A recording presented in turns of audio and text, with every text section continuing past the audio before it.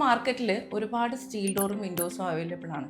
എല്ലാവരും അവകാശപ്പെടുന്നത് അവർ ടാറ്റ സ്റ്റീൽസ് തന്നെയാണ് കൊടുക്കുന്നതെന്നാണ്. ഇതൊന്നും നമുക്ക് എങ്ങനെയാണ് കറക്റ്റ് സ്റ്റീൽ ഡോറ് കറക്റ്റ് ടാറ്റയുടെ ക്വാളിറ്റി പ്രോഡക്റ്റ് ആണോ അല്ലയോ എന്നുള്ളത് നമുക്ക് തിരിച്ചറിയാൻ പറ്റും.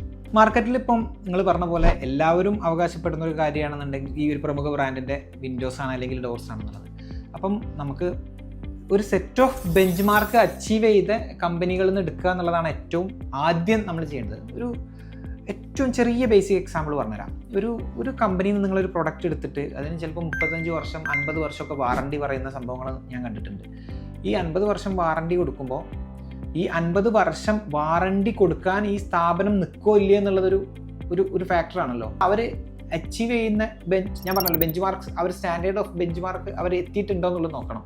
അവരെടുക്കുന്നത് പിന്നെ കേരളത്തിലെ അതറൈസ്ഡ് ഡിസ്ട്രിബ്യൂട്ടർ ആയിട്ടുള്ള കുമ്മഞ്ചേരി സ്റ്റീൽസിൻ്റെ അടുത്ത് നിന്നാണോ മെറ്റീരിയൽ എടുക്കുന്നത് എന്നുള്ളത് ഒന്ന് ഉറപ്പ് വരുത്തുക.